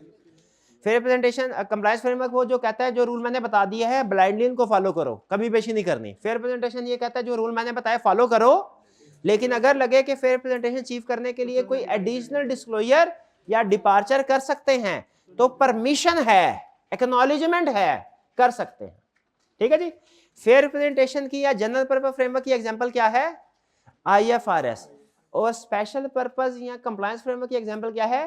Tax basis framework. एग्जांपल्स और भी हैं लेकिन सिलेबस तक मैं रिस्ट्रिक्ट कर रहा हूं अपने आप को। ठीक है जी। बहुत सी टाइप्स है फाइनेंशियल रिपोर्टिंग फ्रेमवर्क की। मैनेजमेंट ने फाइनेंशियल स्टेटमेंट प्रिपेयर करनी है तो फैसला क्या करना पड़ता है? कौन सा फ्रेमवर्क सेलेक्ट करें। मैनेजमेंट ने जो फ्रेमवर्क सेलेक्ट करना है क्या रैंडमली सेलेक्ट करना है? नहीं, कुछ फैक्टर्स को सामने रखना है। कौन कौन से factor? Nature of entity, nature of financial statement, purpose of financial statements और लीगल रिक्वायरमेंट। बहुत से फ्रेमवर्क में से जिस एक फ्रेमवर्क को सेलेक्ट कर लिया इसको क्या कहते हैं? Applicable financial reporting framework. Auditor जब आएगा डायरेक्ट फाइनेंशियल स्टेटमेंट की चेकिंग शुरू करेगा कि पहले देखेगा फ्रेमवर्क सही सेलेक्ट किया कि नहीं, सही सेलेक्ट किया है कि नहीं। ठीक है, उसी क्राइटेरिया को अप्लाई करते हुए अगर फ्रेमवर्क सही सेलेक्ट किया इसको ऑडिटर क्या बोलता है? एप्लीकेबल। शाबाश, applicable financial reporting framework is acceptable. Audit आगे चलता है। और अगर फ्रेमवर्क सही सेलेक्ट ना किया हो क्या कहेगा? Not acceptable. ऑडिटर क्या कहेगा? मैंने नहीं ऑडिट करना भाई, मैंने नहीं करना। क्लियर ये बात? फिर इसके बाद हमने थोड़ा टाइम था तो एक एडिशनल कंसेप्ट हमने पढ़ लिया जिसमें मैनेजमेंट और दोषावी गवर्नेंस में फर्क सीखा। फर्क सामने आपके, मैनेजमेंट अलग लोग है काम करने वाले, दोषावी गवर्नेंस कौन है? चेक करने वाले। मैनेजमेंट में एग्जांपल बताएं सीएफओ, सीईओ। दोषावी गवर्नेंस में स्पेसिफिक एग्जांपल बताएं ऑडिट कमेटी और बोर्ड ऑफ डायरेक्टर। पहले बोर्ड ऑफ डायरेक्टर कर ले क्योंकि वो बड़ा है ग्रुप है। Board of director audit done जी। कोई क्वेश्चन? कोई क्वेश्चन नहीं। हाइब्रिड क्लास रूम नंबर 4 में कोई क्वेश्चन? कोई क्वेश्चन? ठीक है, ये जो भाई साथ बैठे इनसे पूछे कोई क्वेश्चन तो नहीं है इनका? हाँ जी। और रूम नंबर 6 में से कोई क्वेश्चन? ये सामने भाई जो कैप में रेड शर्ट में बैठे इनसे पूछिए कोई क्वेश्चन है भाई आपका? कोई क्वेश्चन? चलिए ठीक है, आज का लेक्चर यहाँ पे खत्म करते हैं हम। अल्लाह हाफिज।